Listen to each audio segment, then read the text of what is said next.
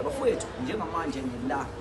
eThekwini Toyota Cars njengoba ungibona nje bafowethu ngifuna nje uzonibhekela nje bafowethu ukuthi ke engabe iziphi inhlobo zezimoto abanazo njengamanje asingene ngaphakathi bafowethu niyibonele inhlobo abangitshele khona nje bashilo bathi haya lokhu uhlobo lungekho laba Toyota ewesivile singenele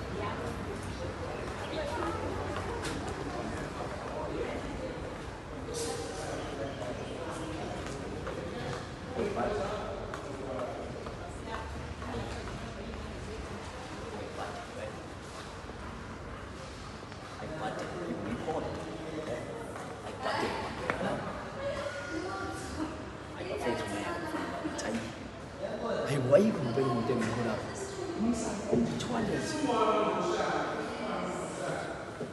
Renault.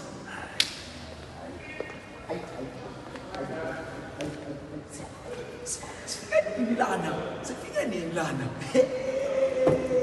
Bafana bakithi. Batomphando. Sifika nini lana? Ayi bafana bakithi ngeke. Ayi lesibhuzo bafana bakithi. Ayibonani ibhasi.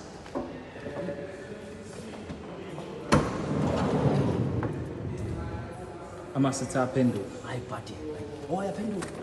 Awuthi ngizokusiza kodwa. Hayi khona, hayi sobona, hayi. Buddy bafana bakithi, hayi. Hayi buddy, yo. Handle my handle. Handle. I10. Grand I10.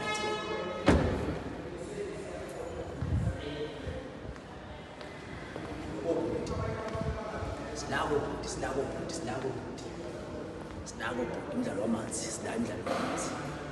imidlalo namanzi bafana bakithi.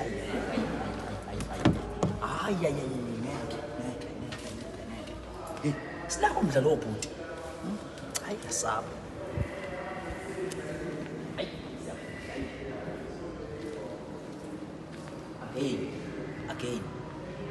Again bafana bakithi, again buka la. Hayi ngeke bafowethu, hayi. Uma ungezi ngempela la kwaToyota ngazi ukuthi ufunani alukho uhlobo lwemoto olungekho. Alright umphakathi wasemzansi nguzwide wasehluhluma uzukule ematshabu ngobokazi ukede sebindi basa babaningi umntakanyana kamakoti indukuza abashazi ababhevula ngale konkanta kakhulu bafowethu namhlanje ngivakashele insizwa yakantombela abantu abaningi bayazi ngoKing Zoso sifuna nje ukuzothola kabanzi ngayo ukuthi kahle uKing Zoso ubani wakwabani kodwa ke angizukuyikhuluma kedwa le ndaba mfowethu uyaphila Ngiyaphila qhawela ke zikhamba kanjani sikhona mfowethu cha ngithe namhlanje ke ngifike la esitezi esigodleni esikhulu kakhohle inkinga impela qhawa yilapho ikhohlwa khona insizwa yeah mfowethu uma uhambe emgwaqeni abantu bashaya amahutha abanye bamemeza bathi wezoso yabona insizwa nje awuzoso kodwa kunomuntu ongazi ukuthi uzoso ubani kahle uzoso bethu igama lami ngosiphiwe ngwaNtombela engalethwa abazali bami noma ngingalazi ulwazi ukuthi ngalethwa ubani ukuthi ngosiphiwe yabo because angikaze ngibe nayo inhlanhla ukukhula yabo nje yabo ngikhuliswa abazali because abazali bami badlula ngisesemncane yabo so angibanga nami ngisathole lo thubo lokuthi ngibuze ukuthi hawu ngaze ngabe usiphiwe nje kwawenzakalini yabona so nje qha udabuka ke phansi mfethu eshowe lapho engigwele khona nje ngaqhathwa khona ngalusa inkomo ngenza yonke into ngafunda khona eshowe mfethu emphendle zamadoda eduze ngasengudwini ngafunda ke mfethu ehlungwini ngafunda embewenhle ngafunda emthonga ngafunda othukela ngaqedela othukela esikoleni lapho ngathola khona umatibulutsheni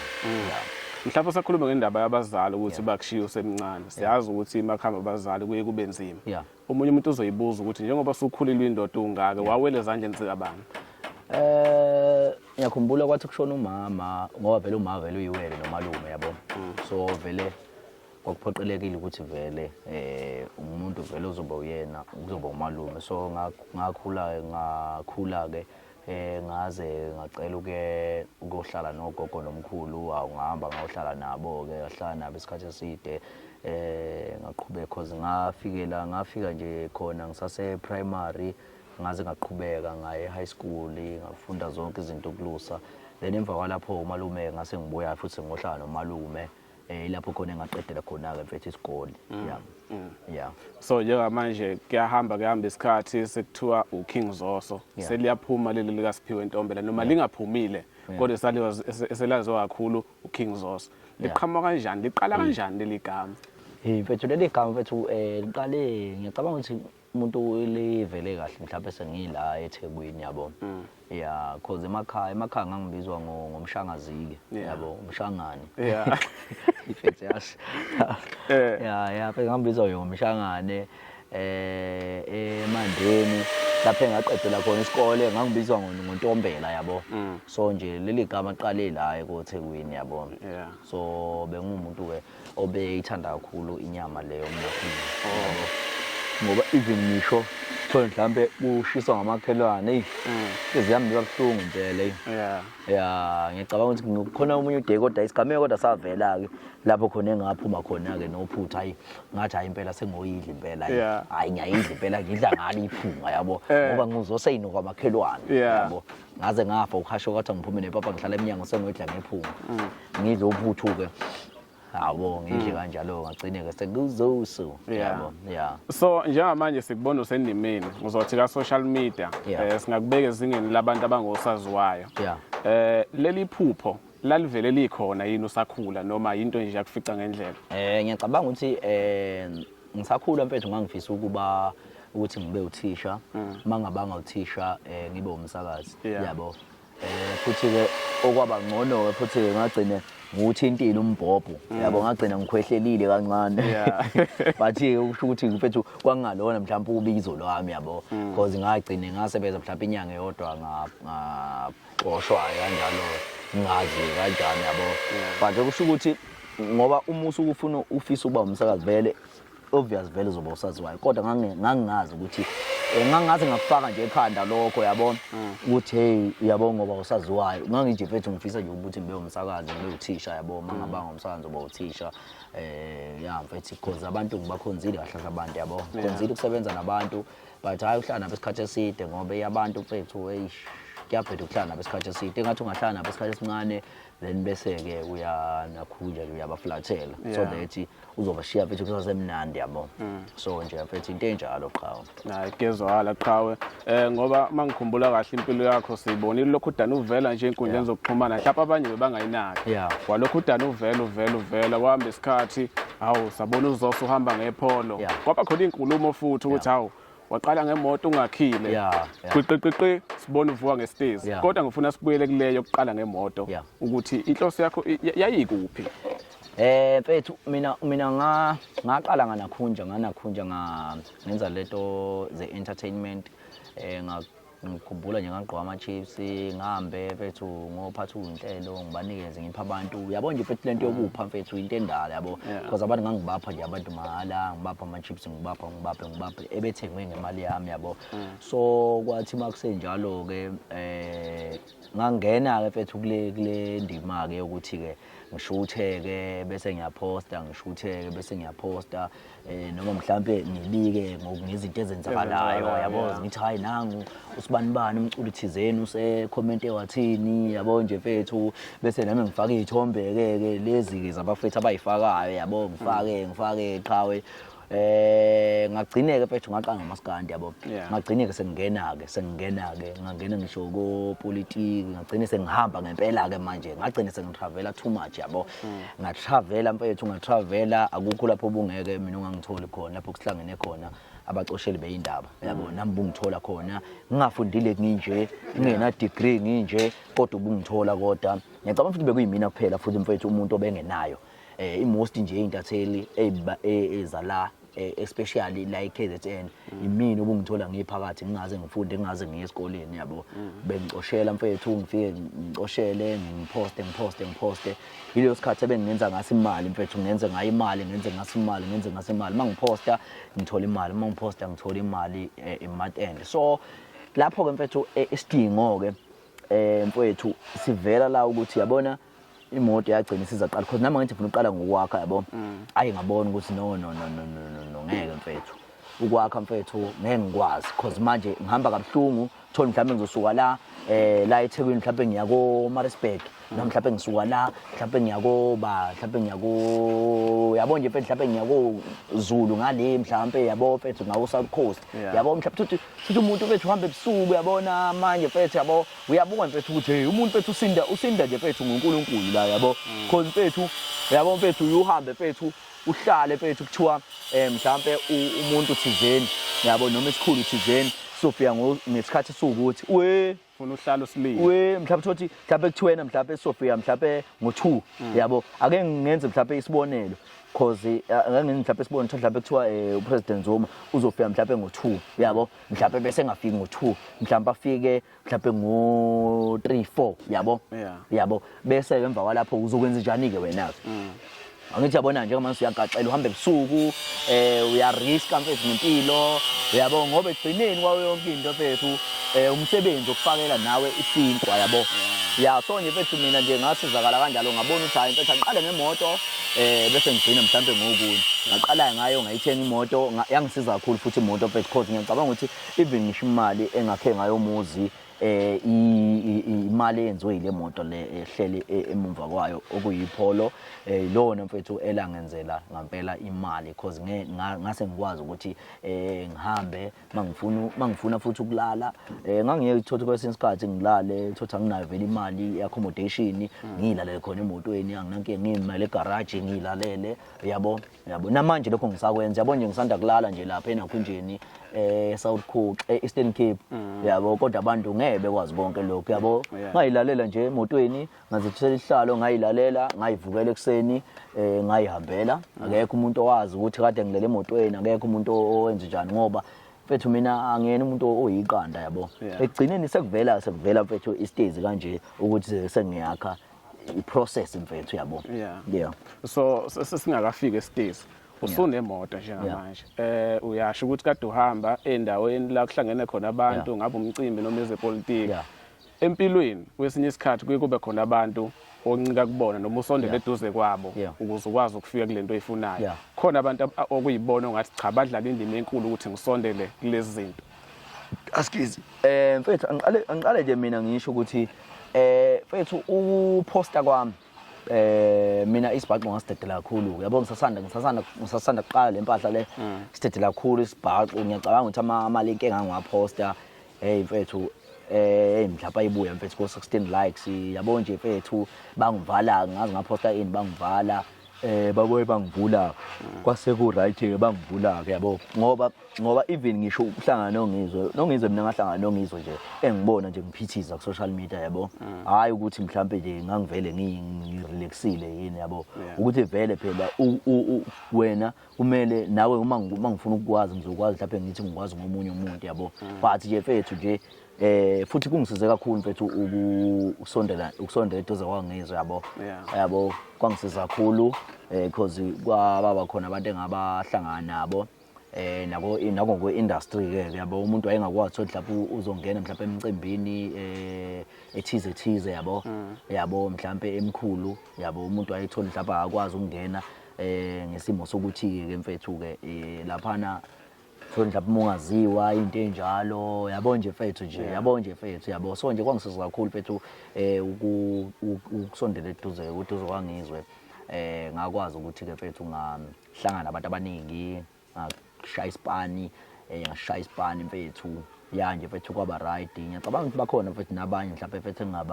engabaveza obanje mfethu yabona nje mfethu baningi mfethu yabo but nje mfethu ungizwe ngiyacabanga ukuthi ungizwe mfethu into eyangenza ukuthi futhi ngibe ngisizakala because imoto ngayithenga ngihlala kwangizwe yabo ngiyacabanga ukuthi lokho kwangisiza kakhulu ukungithatha kwakhe sisebenze cause imali yerent ngangayikhiphi especially mhlawumbe uyabona mhlawumbe kuba izindleko mhlawumbe uma uzohlala la eThekwini mhlawumbe uyarenta uthenga ukudla zonke lezo zinto ngangayithenga yabo so nje ngangihlala nje mfethu ngaphandle ngingarenti ngathenga ukudla mhlawumbe ngangize ngithengeke yabo lokho nje mfethu yabo but nje mfethu iyona into futhi umuntu mfethu othi akasho ukuthi hayi mfethu yabo thenga yabo ukuthi phela into ke mfethu ivela nawe ubuntu bakho buvela nawe yabo ukuthi wena umuntu onjani yabo yize nje mangiholile mangothola mfethu amasenti mfethu bengangikwazi ukuthi ngithenge yabo. So kwangisiza kakhulu ukuthi ngikwazi ukubeka imali ngikwazi ukubeka imali ezokwazi ukuthi ke ngithenge imoto ngoba indleke eziningi ngangenazo vele yabo. So imali engangiyithola ngangiyibeka vele yonke mhlawumbe bese ngenza lokho nalokho ke nalokho yabo. Yeah. Ngicabanga ukuthi uma usuke uhlala emzini womuntu akufani nasemqashweni. Yeah, too much. So ngalesikhathi wena ulapha kaNgizwe Mchunu. Yeah. Ngicabanga ukuthi khona isifundo owasithola. Isiphi isifundo wathi cha lesi ngiyasithatha ukuthi ngohamba nasempilweni? Mfethu ukuthi mhlawumbe into engayisho mfethu into eyisifundo nje uma uhlala emzini womuntu ukuthi nje mfethu mhlawumbe sengaqashisa nabanye yabo. Uma uhlala mfethu emzini womuntu akumele mfethu uma uhlala emzini womuntu ufuna ukuzoxabanisa. Yabo. Uma uhlala emzini womuntu kumele wazi ukuthi uhleli khona ngoba uhleli. Awuhleli ngezinhloso yabo. Mina ngihleli ngokushaya isipani lapha. Ngishayela isipani ngizwe yathi mhlawumbe mfethu cha sohamba sendaweni ukuthi sohamba mfethu sihambe ngifike ngishuthe ngiposte sihamba mfethu sendaweni ukuthi yabo nje mfethu izinto zami zaziyo simple. Ngeke mina namanje uzwe wawungeke futhi uzuzwe kuthiwa mina ngitholakale mhlawumbe ngikhuluma nobhuti wakhe noma ngikhuluma ngaphandle ukuthi mhlawumbe kwenzakalani ngangizwe yabo noma mhlawumbe kwenzakaleni noma mhlawumbe ngibonde khona ke lapha ke egcekeni ke yabo. Ngisho ngithi usibani uthukile kanjani even ngisho umuntu wakhona efike esho mhlawumbe ekhulume ngomunye umuntu angihambi mina mfethu ngihambe ngotshela lo omunye yabo. Yabo so nje mfethu kumele nje bafethu nje wazi ukuthi ngempela uma uhlala emzini womuntu zithobe uhlale nje mfethu ukhuleke ungayenzi into ukubonda umndeni. Yayizwa lonto leyo ngoba ngangabe kade ngahamba ukube nje mfethu nje to be honest nje ngabe kade ngahamba ukube ngempela ngangumuntu obondayo obonda umndeni ngisho ngithi hayi mfethu kunjena kongizwe ngiputshuza izinto ngithi hayi njengamanje mhlawumbe badla kangaka noma mhlawumbe benzani njengamanje uyabona nje mfethu ngishuthe nje izinto ezisnacks ngiposte noma mhlawumbe ngimpimpe kanjena ukuthi benzani yabo. So nje mfethu lonto iyinto embi kakhulu leyo nawe umuntu oyenzayo ekhaya uma ungabe uhlaliswe emzini womuntu thatha responsibility wenza izinto zeceke khwishize mfethu ngisasicenta mfethu sizenzele mfethu shisa inyama kwenziwe yonke into uyabona nje mfethu yabo khombise mfethu ukuthi usekhaya yabo hayi ukuthi ubonde abantu egcekeni ubuhlalisiwe ubucushisiwe. Yayizwa lonto Thuma unendlebe fanele uzwe makuthi usanda ngena sikhuluma nensizwa siphiwe umfo kaNtombela ngenze kahle lapho uvakashela amakhelwane usubuka lo mbukiso nazi izingane sikhuluma nensizwa la uKing Zoso ufuna sibuyele emuva kancane size la kwezokuposta. Ngicabanga ukuthi kunabantu ababona benza ngifuna ukuthola ukuthi obani abadlali iqhaza elikhulu endimeni ukuthi bakuchushisa ukuthi cha la ku YouTube senza kanje ku Facebook senza kanje. Mfethu wayithinta mfethu indaba Zwide Zwide mfethu mina mfethu ngingabonga mfethu insizwa yabo. Insizwa bekumele ngiyibonge before ngizwe yabo. Umsizi SA ngisho ngamsesha manje Sizi SA ku Facebook ku YouTube bani. Umsizi mfethu ngasho mfethu ukuthi uyena mfethu umuntu oqala kahle mfethu. Yabona lapho ngangisasithela isibhaxo ngangahlangana nongizwe ngangisithela nje isibhaxo nje yabo. Abantu babe ngikhonzile bewulandela umsebenzi wami yabo. So nje umsizi mfethu wangamthinde nje ngizwa nje sengithinta kwaThaph sethi hawu mfethu ngiyakubona uyaphusha mfethu ngiyakubongela abantu futhi bakukhonzile kakhulu and mfethu into ebengicela ukuthi uyiqaphele la ku YouTube izinto zokuthi ufake mhlambe izinto ezinezingoma because zizoba nama copyright ukufaka mhlambe izinto ezitshontshile ama video antshontshe kwabanye abantu ngoba le nto le izokulimaza mase kumele le nto le iphinduke ibe i-reuse okusho ukuthi umuntu osentshontshiile yabo ngeke uzokwazi mhlawumbe ukuthi ube monetized yabo. Yabo nje mfethu wangitshela ukuthi kumele ama video wenze ebe madana uyabo ukuze uzokwazi ukuthi uthole kahle imali because ama video memade ama adverts nakhona asuke edlala emade yabo asuke edlala kaningi yabo akufani noma mhlawumbe uzofaka ivideo ka 2 minutes yabo 2 minutes mhlawumbe edlala iadvert eyodwa yabo kanti mhlawumbe iminde mhlawumbe noma iko 10 yabo mhlawumbe uthole mhlawumbe edlala 3 yabo noma mhlawumbe edlala 2 yabo. So wangibhekisa nje mfethu izinto ezinjalo even ngisho sekumele ngimonetize wangisiza mfethu ngamonetize ngamthemba futhi ke nami ke mfethu because ngamnikeza ama password ngamnikeza yonke into ngamtshela ngathi ucela ungenzela mfethu sengihlala isikhathi esiningi nginganakhunje Excuse, sengihlala isikhathi esiningi mfethu ngilokhu ngilinda iphini ka YouTube, ngilokhu ngilinda iphini ka YouTube but ingana khunja yabo ngayithuli. Wavela wathi gwaqa. Ngiyakhumbula ukuthi ngalezo ikhathi ngase ngwenzile 40,000 yabo. Cause wayibuka imali la uma uyenza yabo. So mina ukwenza imali mhlawumbe ngaqala ngoNovember 2020 anga 2022 yini noma 2020 2022 ngaqala 2022 November 17 ngisakhumbula. Qala lapho ke mfethu ngenza ngagaya imali ngiyakhumbula nje imali mhlawumbe engaqala mhlawumbe ukuyenza angazi kodwa engagcina ngayithola imali ngo February. Thola ngo February yayisu 40,000 plus yabo. So ngaqala ngathola lo mali ngisizwa umsizi mfethu ngase nginqamile ngithi ngeke mhlawumbe le mali ngisayithola lapho sengiyeke ngisho umsebenzi sengiyeke yonke into yabo so nje mfethu ngathola ke le mali kwamake mfethu izinto zami ivuleka ke hayi mfethu zavuleka ke mfethu izinto zami mfethu ngaqala mfethu ngasebenza mfethu lapho mfethu nje mina ngangisawenza nje mfethu o 20,000 plus yabo. Mina nje mfethu mina ngiqale nje kahle ngifuna uqamba amanga mfethu cause kule interview mfethu ngifuna ukuthi nje abantu ngibavezele yonke into yabo. Ngiqale nje mina kahle mfethu ngifuna uqamba amanga mina noqala kwami nje mfethu ngicabanga mhlawumbe ngaqala ngabenza mhlawumbe 18,000 per month yabo. Ngathi lapho ngenza u20,000 nganyuwa lokho nginyuwa cause lento ka YouTube iya nama views yabo. So the time ama views emaningi ilesikhathi na wenza imali yabo. So ngaqala ngenza u20,000 yabo. So yabo nje cause ngizwe mhlawumbe ngiyacabanga ukuthi mhlawumbe sahlangana mhlawumbe naye mhlawumbe ukuthi angisakhumbula icala lakhe lalinini yabo. Mhlawumbe ngoJune kodwa yabo. Mhlawumbe ngoJune kuyali angazi kwakuyinini yabo. But kodwa nje sahlangana naye cause ngangikwazi ukuthi even ngisho ngenza u20,000 yabo ngangikwazi ukubeka u10 mina yabo nje mina ngangubeka u10,000 mina ngangusave 10,000 ngangiphe ngithatha 15,000 ngubeke owendleko nje zenyanga zonke ngazokwehla ngehle obani bakuphi mhlawumbe ama celebrate akuphi ngehle lokhu ngizula kanjalo ngizula u10,000 nje ngangubeka noma 15,000 ngangubeka yabo. So kwathi ke sengihlala nongizwe nganyuka ngakwazi ukuthi mhlawumbe ngibeke even ngisho o20,000 noma mhlawumbe u15,000 yabo ngibabeke nje kube right yabo. So nje mfethu kwaba into kanjalo mfethu umsizi mfethu yena mfethu umuntu kahle mfethu owangenza umuntu kuyo yonke into oyibonayo mhlawumbe ekumina njengamanje yabo cause kube mhlawumbe wayengekho mhlawumbe namanje ngabe ngisastrangulisha yabo empilweni but ke wathumela ke ingilosi yakhe mfethu umsizi mfethu hayi ngiyabonga mfethu uqhawele sizwe engathi futhi uyaqhubeka mfethu basiza abantu baningi yena even nabantu mfethu abasiza engibayisa kuyena because mina nginalo ulwazi mina online yabo izinto zokungena amasethani but ngibadlulisele kuyena yena mfethu ukwazi ukuthi basize yabo. Qhawula kithi ngikuzwa kahle khona la ngifuna ukubuyela khona kancane. Usuyaqala manje uyayenza imali. Abantu abaningi bangabe benza imali bathatha izinto ngamawala ahamba umuntu ayohlala eflatini elibizayo angisho ukuthi ba wrong. Ngifuna ukuthola kuwena isizathu nesidingo sakwenza wabona ukuthi angiqale ngithi ukhexa ukuhlala endaweni ezibizayo. Ngiyakhumbula mina ngisanakho excuse nazi ngihlale vele endaweni ezibizayo. Lonto kodwa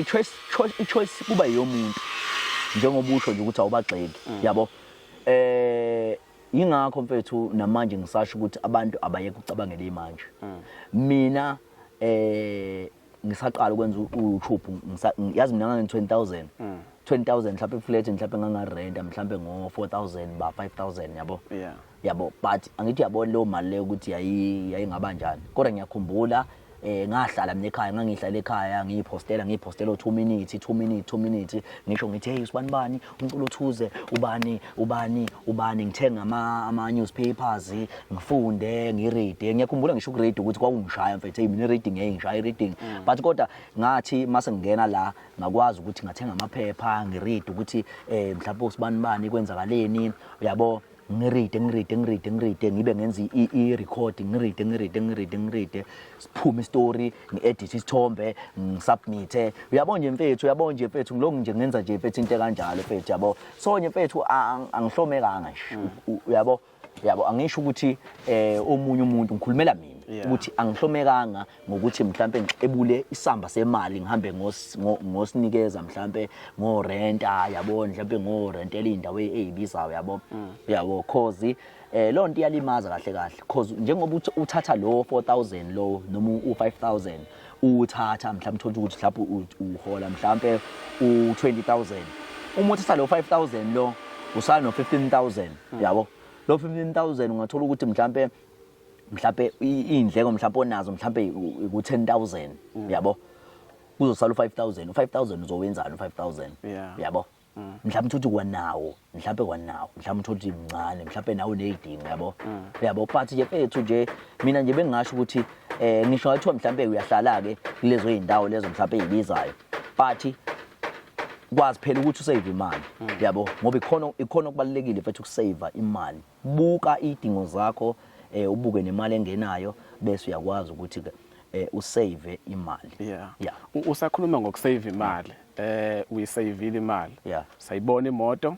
njengamanje sihlele emva kwestage ngicabanga ukuthi la kuzophenduleka abantu abaningi abanenkolelo zokuthi hawu lo mfana uthwele wathatha lento kodwa ke ngenhlanhla sebazwile ukuthi wonke lamandla sukapha aqale kuphi kanjani umfowethu udabuka eShowe wasuka eShowe wazokwakha la mhlawumbe kufuna siqale ekutheni la ekhaya kwabani la ekhaya mfethu ngoba ngakhela umama yabo kaNtsele la ekhaya yes ekhaya komama wami mina kaNtsele mina ngokaNtombela because ngakhela umama Showe kaNtsele ekhaya angiphumanga yabo ngisasekhaya mina lokhu nje ngikuthathe ezomjondolo because vele ngihlala la eThekwini ngisebenzela la eThekwini yabo so nje kufana kahle nemoto nje yabo because nami ngabuka isidingo sokuthi egcina kwayo yonke into angakhe umjondolo la lapha engihlala khona lapha engisebenzela khona yabo so nje mfethu kuyinto nje kanjalo ifanele kahle kufana nomjondolo ukuthi ngihlala nje emjondolo ngazakhela nje umjondolo mfethu yabo umjondolo nje yabo bengisathi ngisazobuza ukuthi siphi isidingo sokuthi usuke eShowe uzokwakha la kodwa phela abantu bakwenza lokho ube nendawo emakhaya ube nendawo esilungwini ngoba kubaluleke kakhulu mfethu angithi zwide nawe ungathola ukuthi nawe la eThekwini nayo indawo yabo so mfethu baningi futhi uthola ukuthi abantu bafuna ukuyiqedela nje lento yerent because nami ukube mhlambe angiyakhanga le building noma ngingabeka ngemali yokwakha ibuilding ngabe ngisemqashweni kumanje yabo ngabe ngihlala emqashweni kumanje yabo so angikwazanga mina ukuthi ngiyenze so angikwazanga ukuthi ngasizwa nje lokho uNkulunkulu ukuthi izinto ayihlela kwasho ukuthi vele leyo nyaka vele ngangibeka imali ngibekele ukuthi ngakhe ngakwazi ukuthi ngaphuma kahle yabo ngakwazi ukuthi ngazakhela yabo njengobona nje ngihlala emjondolo mfethu kuyakhiwa ngala ngilinde nje ukuthi makuthiwa nje ngiyangena phakathi yabo umjondolo nje mfethu lona engizoyihlalela khona mhlambe ke sengathola ke nje umuntu ngelinye ilanga mfethu ongamhlapha ongabhekela wona umuzi kaMama yabo ebheka umuzi kaMama yabo mhlambe ke nabasekhaya mhlawumbe mabefuna nje ukuzovakasha noma mhlawumbe umuntu mhlawumbe efuna okusamsebenzi mhlawumbe uzothola umsebenzi ngala mhlawumbe sengabamba nje yabo ehlwathi ngoba ngeke angizwani isiphithiphithi ayimuntu kumele azi ukuthi uzohlala insuku ezingaki yabo ngeke cha ngeke baba kudlalwa lapha kudlalwa baba laba kumele azi umuntu uzohlala insuku ezingaki azi yonke into siyakufuna nje lokho qala nje wangishayela ucingo ukuthi hey qhawe ngifuna phela ngiza ngapha eThekwini yabo kumele wazi ukuthi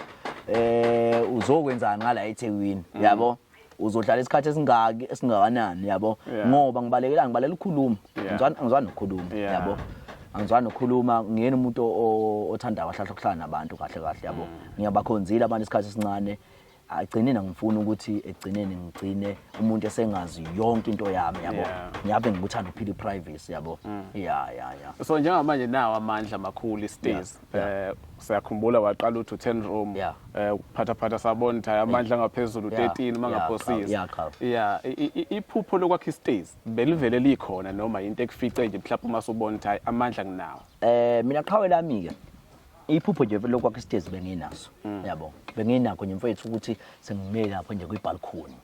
bese nginibuka Zwide phakathi lapha bese nginibuka lapha ngamalokali bese nginibuka lapha ngime phezulu lapha ngihleli ngime phezulu bekuyisifiso nje mfethu sami mfethu ngifuna uqamba manga ngoba even ngisho imali sengiyibona ukuthi ayihlangani yabo ngiyibona ukuthi engathi mhlawumbe ayihlangani ngiyabona ukuthi nanga ngithola iflat yela yo ngavele kodwa ngathi hayi ngathi mase ngishaya ama calculation ngiyabona ukuthi njengamanje ngisevile 400,000 yabo alright ke manje ngizoqala vele process le ngiyacabanga ukuthi lento le lo 400,000 mhlawumbe uzophela kodwa vele ngizobe ngiqhubeka vele lo ngenza imali ngisebenza yabo okusho ukuthi vele ngingakwazi ukuthi ngibe ngisebenza ngibe ngikwazi ukuqhubeka nomsebenzi yabo so vele ayikho into ezoma so ngavele ngathi hayi no ayikhala bafana bakithi asenesidizwe bafana yabo so imali yonke engangiyibekile yaphela yonke njengamanje ngisebenzisa imali engiyisebenza monthly yabo usesakhuluma ngendaba yemali yavele yaphela yonke ngifuna ukuvusela amanxeba kancane siyakhumbula ukuthi kwaveza ukuthi uqola imali engango 100,000 ngicabanga ukuthi abantu abaningi bathuka yabo baba nokusaba ukuthi hawu leStays sophela yini kodwa ngoNkulunkulu ekhona sabona nase Stays siyaqhubeka ngifuna ukuthola leyo yokuqola ukuthi usithatha phi isibindi esingaka sokuthi noma uthi uqala into kube khona umuntu okugilayo but uqhubeka ukuthi wena cha lo msebenzi ufuna ukufeza ngasiza ukuthi imali ngangisevile yabo so the time umuntu ethatha 100,000 sa 300,000 yabo so lo 300,000 vele iprocess uzoyibona lokho ihamba nje iprocess uzoyibona ngoba khona imali inqwabe khona vele yabo njengoba kuno 300,000 imali engangiyibekile izophuma ngoNovember mhlawumbe uyophela yabo so ukwakha mina ngaqala mhlawumbe ngoDecember so lo muntu wena uyaqola vele kusasele 300,000 buka 300,000 lo 300,000 uzozungifaka eJanuary kuJanuary ngisazohola njalo ngihola uDecember uyabo okusho ukuthi ngoDecember ngiyaphinda futhi ngiadenye imali ngisazohola njalo ngihola uJanuary futhi lo 300,000 mhlawumbe njalo akakaphili yabo ngisaqhubeka nje ngisalulile ngithi yabo so ngasizwa yilokho nje mfethu akusona nje isibindi ngasizwa nje ukuthi imali ngangisevile vele yabo so khona into engengayibuka kakhulu abantu banokusaba ukuthi zizoso musu ukuveza yonke into oyenzayo abanye ngicabanga ukuthi babefisa ukuthi mhlambe uveze nje iStays sesiphelile kunenkolelo zokuthi khona abantu abazokuthakatha uyiviya kanjani into ukuthi hayi uqala lokho ngikwesaba bhatata ayikho lo nto le abantu bazokuthatha ini uthatha ini ucabanga ukuthi Zwide ukhona umuntu ongakuthakatha imali unayo uyibekile yini ngithakatha umuntu lo ngoba phela kunayo imali Zwide uzongithathela ukuthini ukuthi umsebenzi ungaqhubeki ngeke uqhubeke kanjani ake ngibuze nje wena Zwide ngeke uqhubeke kanjani umsebenzi imali unayo uzokwenza kanjani imuphi mhlawumbe umloyo mhlawumbe nawe okuzwe ga uthiwa mhlawumbe umloyo wenza kanjani iwuphi nje wena okuzwe ngawo cha noma ngeke ngiphendule kodwa mhlawumbe ngasekhaya omunye umuntu usuke esaba ukuthi hawo mhlawumbe sozokuthiwa uzosegwaza zibhobo yabo into enjalo ayikho lo nto leyo hayi ufuyigwazela nje izibhobo vele ezogwaza vele bezogwaza vele ayikho nje lo nto mina mfethu ngeke mina ngiphosa yonke into mina engikwenzayo ngifuna kube isibonelo kwabanye kahle ngizogciviza isigcivizo ngigciviza isigcivizo ukuthi yekani lento yokuba nezinkolelo ezibhedayo abantu abaningi babanjwe izinkolo Zwide angishayi lokho abantu abaningi babanjwe izinkolo too much banalezo zinto zokuthi hayi ungakwenza ukuthi ngoba kuzokwenzeka ukuthi izinkolelo leyo nto leyo yeso ifana lento lena ncamashini ukuthi yene walunywa inkalankalo uzoshintsha ubulili kahle kunalento lento yenkolelo iyiBhayibheli yayizwa lo nto leyo le nto enkolelo kahlahla iyiBhayibheli ekubamba ikusonte yabo ethi hayi mina ngeke ngikwenza ukuthi noma mhlambe njengoba ngehlelwe ilenkinga le hayi ingoba mhlambe kumele ngihlabele noma kumele ngogcina into ukuthi izinkolelo ezikusontayo ugcine mfethu ungayiboni ngisho iphutha lakho Zwide ukuthi wenzeni ngoba ubona lento eyinkolelo lento le yokuthi hayi uyabona nje le moto nje bathi abantu hayi mfethu umele umuqala uthenga imoto bese uyihambisa ekhaya ukuze ingashayisi kanjani ayikho leyo nto kanjani Zwide yini inkolelo wena ubanjwe inkolelo ngathi ngibuya nje ngisano 4 days ohlo 4 days ashaya ngithi ngini imoto ngapheli ngisho isonto ohlo yini ngihambisile njalo ekhaya yayizwa lonto le yini inkolelo yayizwa lonto le inkolelo nje mfethu indlela abantu basuke ngahlahle abantu babengafuni ukusitshela ukuthi mfethu khona kubalekile vele ukuthi mfethu umuthenga into enkulu uyihambise ekhaya yayibo kodwa abantu bayenza ukuze bekwazi ukuthi bekubambe kahle umqondo bekusonte kahle umqondo yabo bese bethi imoto izoshayisa uma ungayihambisanga ekhaya eqala yayizwa lonto le vele kubalekile vele ukuhambisa imoto uhambisa nje kahle into enkulu ekhaya beyibone ekhaya yabo mhlawumbe beyibone eqala ekhaya yabo but kodwa hayi ukuthi khona izinto engeke zenzeke hayi bafethu mina ngashayisa hayi ukuthi mina ngashayisa ngobani noma ngashayisa ngoba ukudriver ngangisaqala ukudriver yabo ayikho ukuthi hayi mhlawumbe ngashayisa ukuthi hayi ngaphinde ngashayisa futhi ngisho ngashayisa kuphi nje Zwide ashayisa kuphi mngana nami anganoma uza kimi noma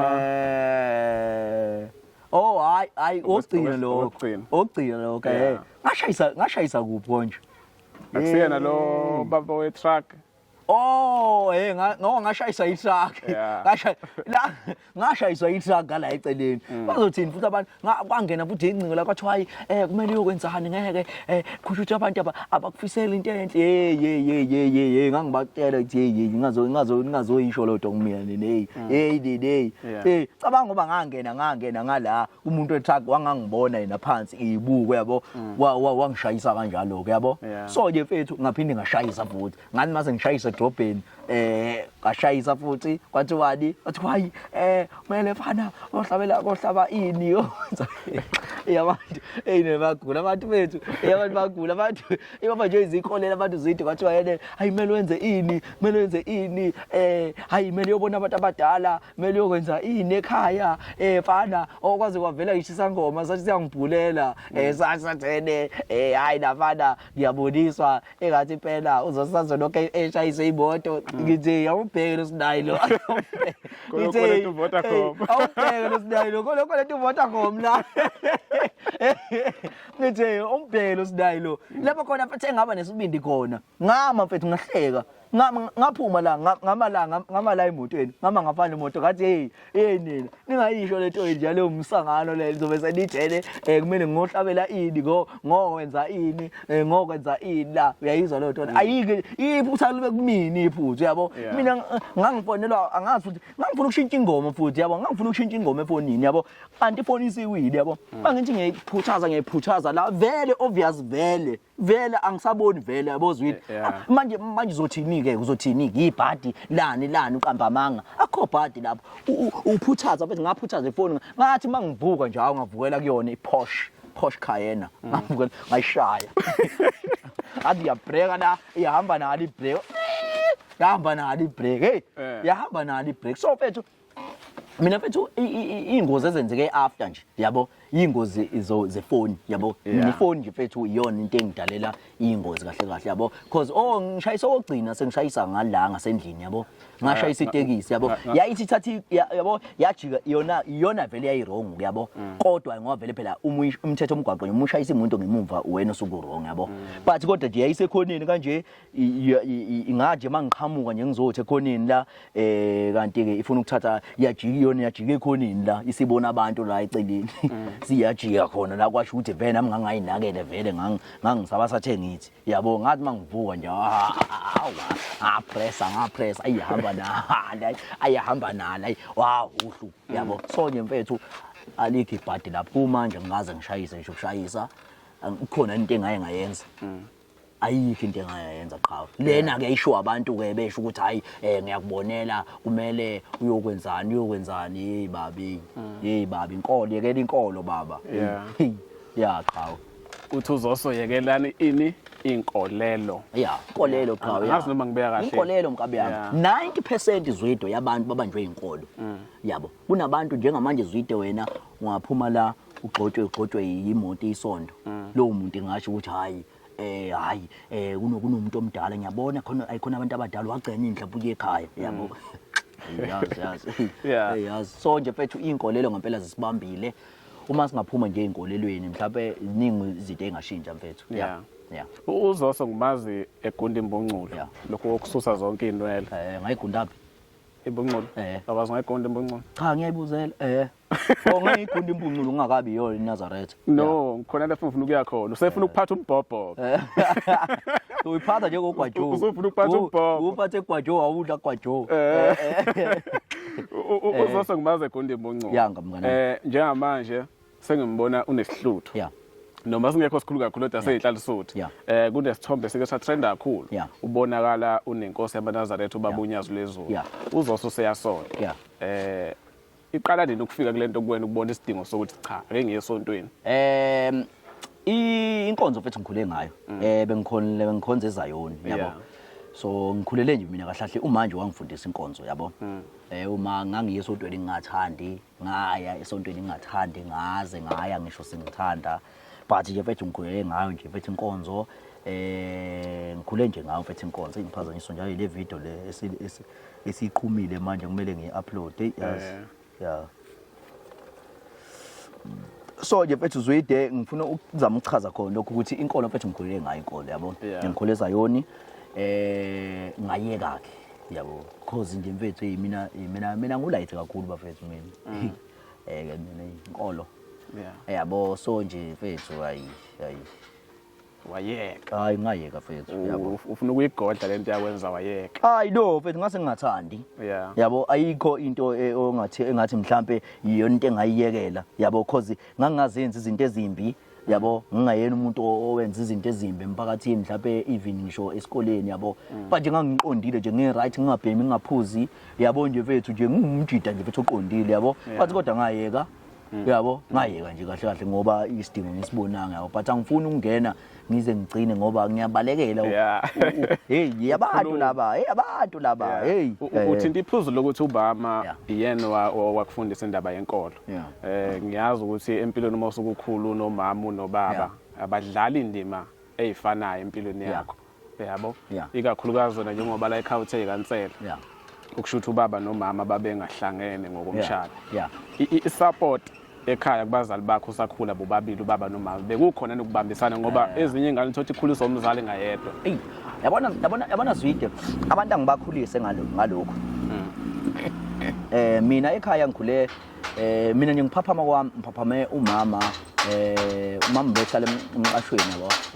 So ngiphaphame nje vele umama ngicabanga vele bese behlukene baba yabo because wayese ehlala ubaba ehlala nomunye umama yabo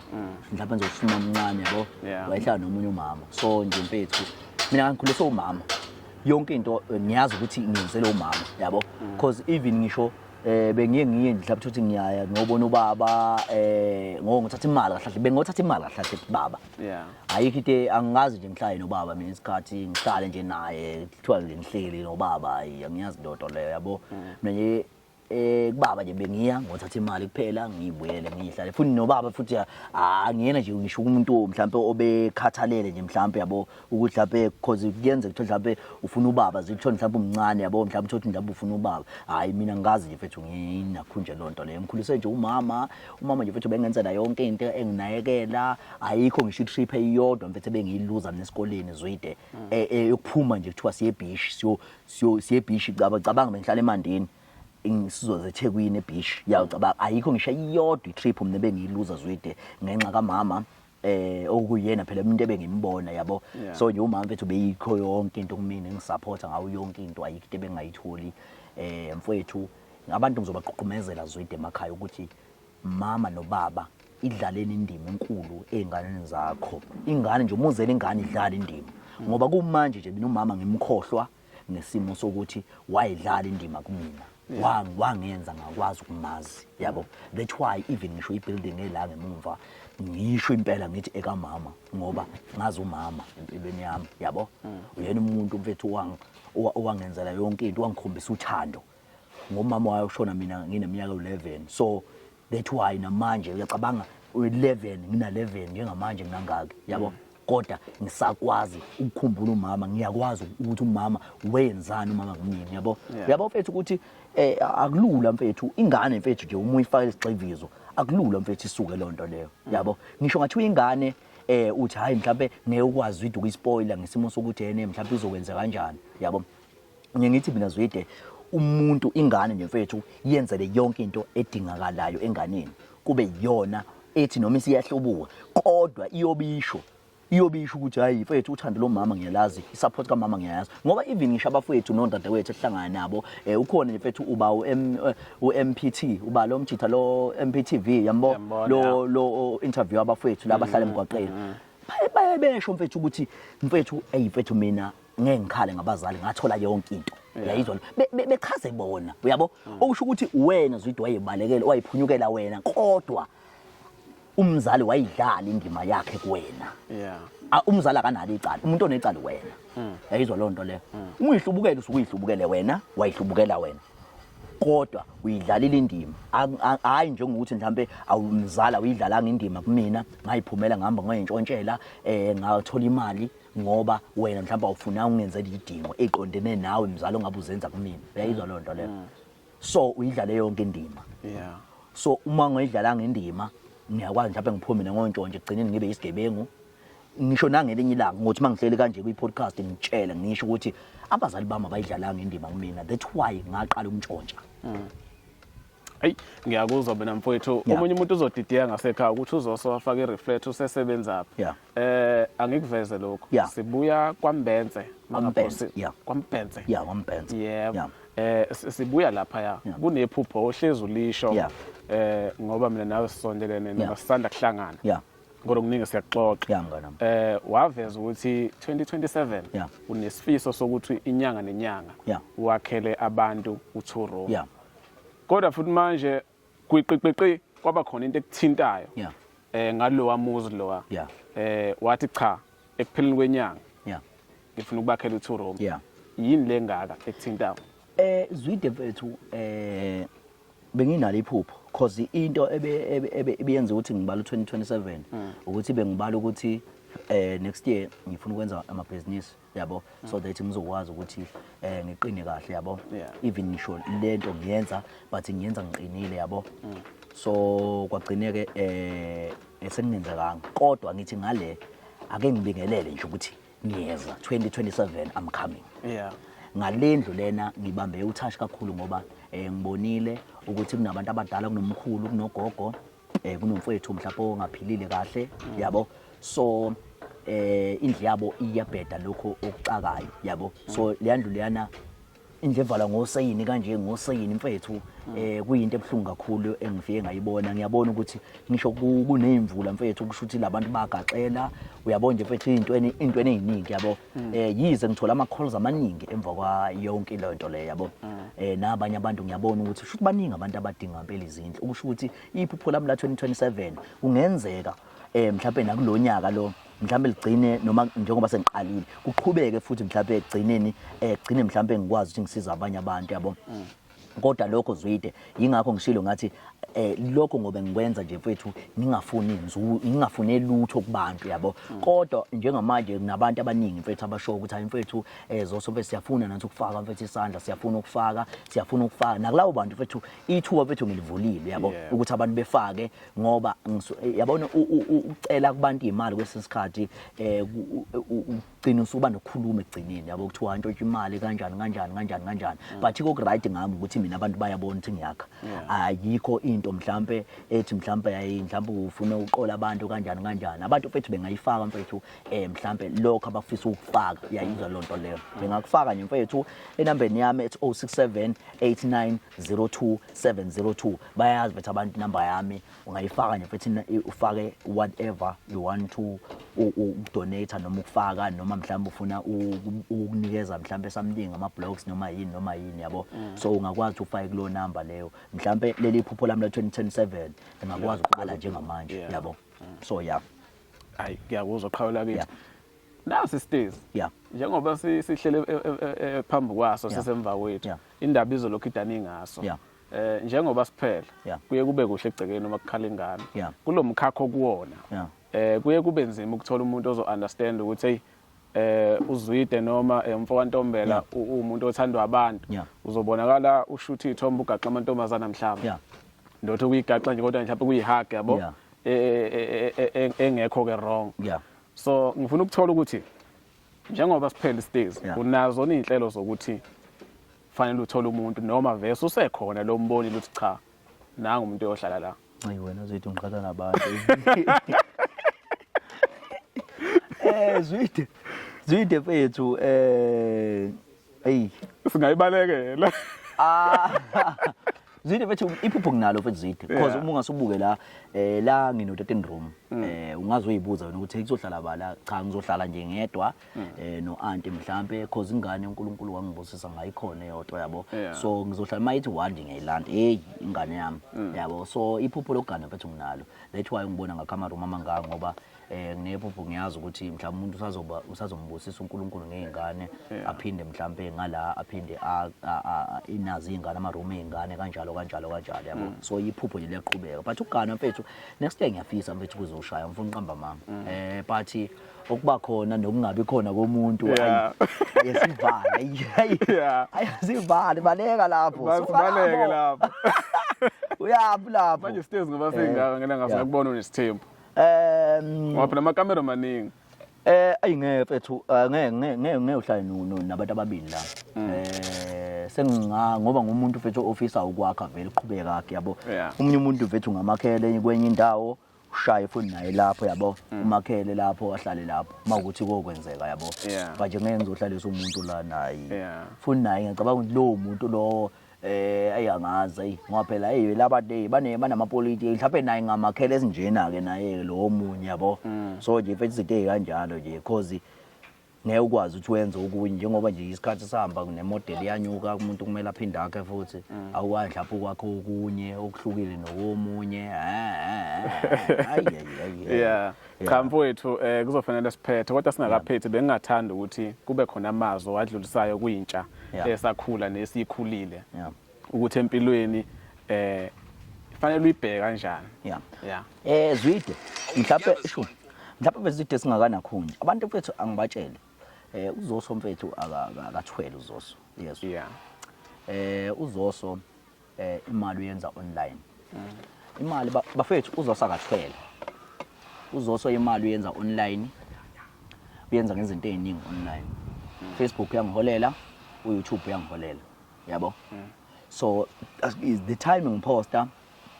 the timing ngithola imali that's why ngibantu ngibabonge njalo uyabo because abantu ibona abangibekela la engikhona that's why mina Zwide nangelilodwa ilanga awusoze wabona ivideo yami ngithuka umuntu yabo ngisho kuma comment angaze ngathuka vele inhlamba ngiyena vele umuntu okhule ngayo ngiyena umuntu ejwayelele inhlamba but kodwa bafethu awusoze Zwide mina ngowami umlomo wangizwa ngithuka umuntu wangizwa mhlambe even ngisho umuntu ngimbuza mhlambe noma mhlambe ngifuna umntalapha nomntalapha nginginesoka yabo kufana noma nomuntu egxeka la ethene mhlambe iplaster yakho ayikho right iplaster ilabantu bakwenzela umbhedo labantu ngivele ngimtshele kahle ngithi hey awungivezela phela indle yakho eplastiwe ngibone ukuthi wena uplastic kanjani mhlambe ngingakuthanda lokho uyabo umuntu usumshaye njalo wasibeka lana nje enganakile uyabo uzovezana ngoba umuntu ogxekayo kahle abantu abagxekayo Zwide abantu abangaphili thina abantu esakhile asigxekani mina nje ngeke ngibone ngigxeka omunye umuntu ukuthi mhlawumbe akakhile noma mhlawumbe sekindonga seyihlale kangaka isikhathi esiningi kanjani mhlawumbe engayiqedi noma mhlawumbe engaplasti noma engenzini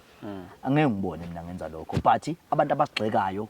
abantu abangakhile ngoba kufana ngisho abantu abathenga umuntu onemoto abantu abangenamoto ibona abagxeka abantu abanezimoto uyobona ukuthi hey uthenga imoto encane kodwa mkhulu kangaka hayibo unayo imoto wena awunayo so ngeke umbone umuntu onemoto egxeka omunye umuntu onemoto but abantu abasigxekayo ilabantu abangakhile ilabantu abangenamoto bafowethu kuyekeni lokho bafowethu kuyekeni lokho yekani bafowethu ukusigxeka thina esakhile asigxekani yeah so nawe gxeka omunye umuntu ongakhile uyayizwa lona ngifuna ibalance ya mfethu so nje mfethu bekuyilokho nje Zwide mfethu ukuthi abantu mfethu asibavezele lokho ya yeah hayi qhawula bethu kodwa cishe ngavala ngale kwamabhizinisi